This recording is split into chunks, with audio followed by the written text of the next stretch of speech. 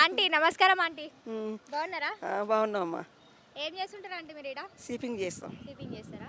సరే ఆంటీ, మన తెలంగాణలో ఇప్పుడు ఎలక్షన్స్ జరగబోతున్నాయి కదా, నెక్స్ట్ ఏ పార్టీ గెలుస్తుంది? మేమైతే కేసీఆర్ గెలుస్తాడు అనుకుంటున్నాం. ఎందుకు? ఎందువల్లంటే పింఛన్లు ఇస్తుండు భర్త లేని వాళ్ళకి.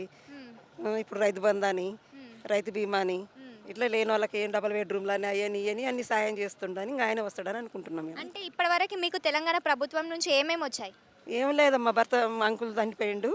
5 ఏళ్ళు 6వ సంవత్సరం పడుతుంది కదా, ఒకటే పింఛన్ ఒకటే మాకేం చేసింది ఏం లేదు.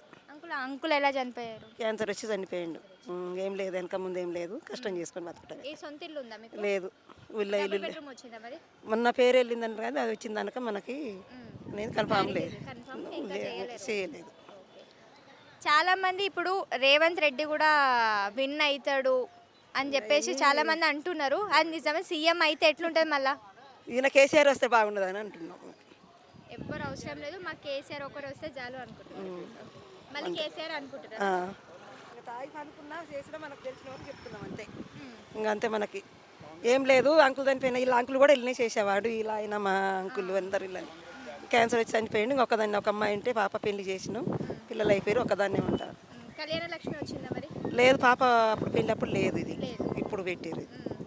అంటే చాలా మంది ఏమంటున్నారంటే తెలంగాణ వచ్చినప్పటి నుంచి ఏడా డెవలప్మెంట్ ఉంది, కేసీఆర్ అప్పుల పాలు చేసిండు, ఏమి ఇస్తుండు అని చెప్పేసి మాట్లాడుతున్నారు. కావచ్చులే కానీ మనం చెప్పలేము అది.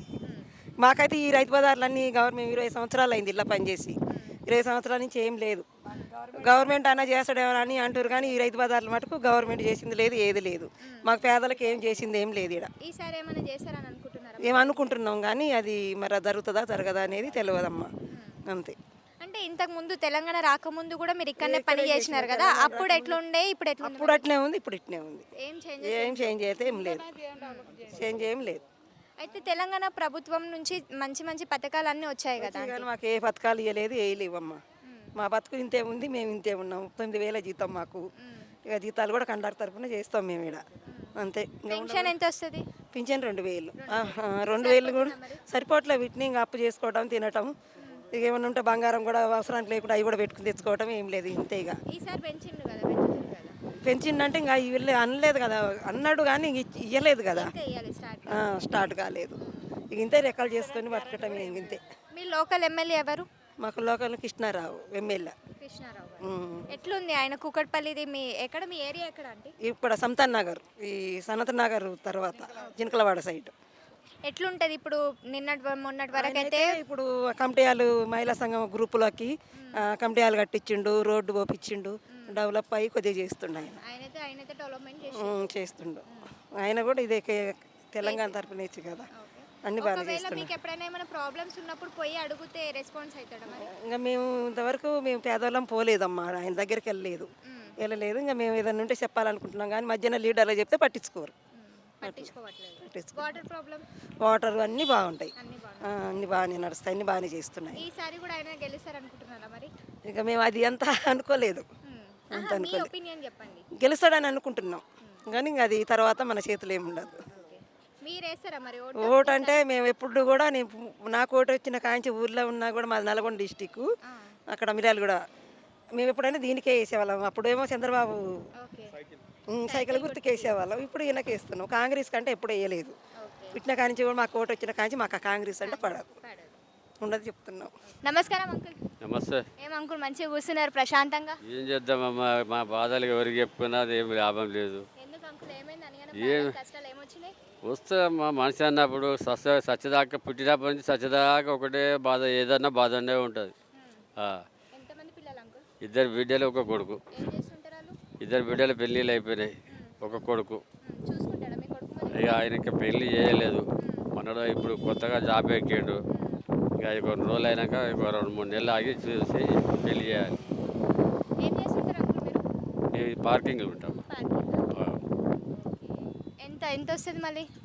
నాకమ్మా రోజుకు 300, పొద్దుగా టిఫిన్కి 25, మధ్యాహ్నం అన్నానికి 40 రూపాయలు, 50 రూపాయలు ఇస్తాం. ఇక సరిపోతాయి అంటే ఇంటికాడ కూర్చుంటే అయితే కూడా దొరికాయి కదా, ఏదో మెల్లమెల్ల నడుచుకుంటూ పోతా. అంకుల్ ఇంకొకటి ఏంటి అంటే మనిషి జీవితంలో ఏది ఇంపార్టెంట్ అంటారు? ఏది ముఖ్యం అనుకుంటున్నారు? ఏది మనిషి జీవితంలో ఏది అంటే ఏది శాశ్వతం కాదు కదా, ఏ శాశ్వతం కాని దాని గురించి కొట్లాటలు పీక్లాటలు ఆస్తుల గురించి కొట్లాటలు అవన్నీ చేస్తూ ఉంటారు కదా. చేస్తుంటారంటే అది ఉన్న వాళ్ళకి చేస్తారు ఆత్మ, లేని వాళ్ళు ఏం చేయరు. ఉన్న వాళ్ళకు తగవలుపు ఉంటుంది వాళ్ళకు.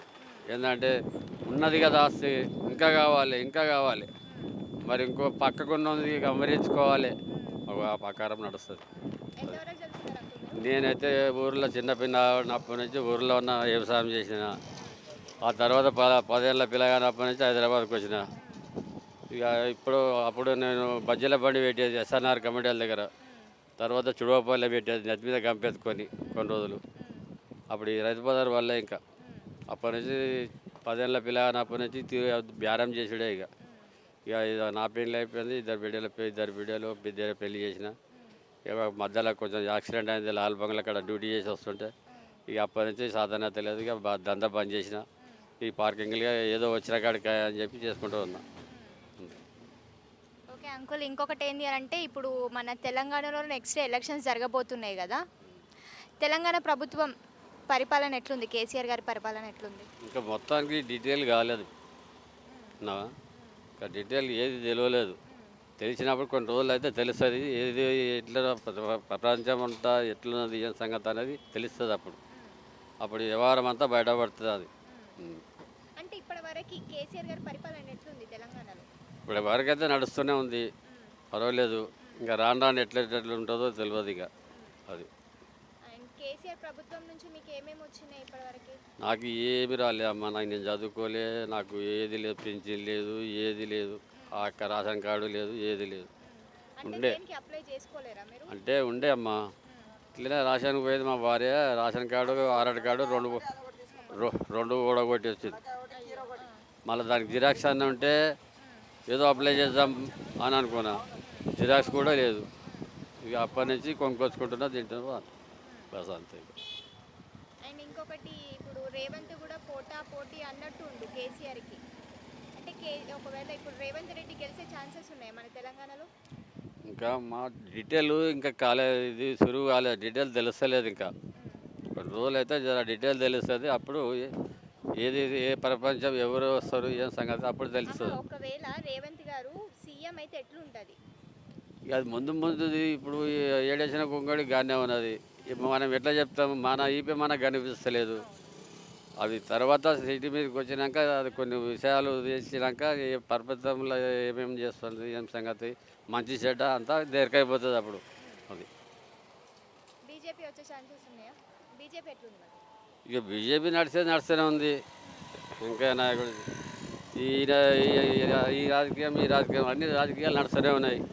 ఇక ఏ తర్వాత ఏ రాజకీయం వస్తుందో ఏం సంగతో తెలియదు ఇక ముందు. అది ఇప్పటికైతే ఈ తెలుగుదేశం అయితే ఇప్పుడు ప్రభుత్వం జర నడుస్తుంది మంచిగానే.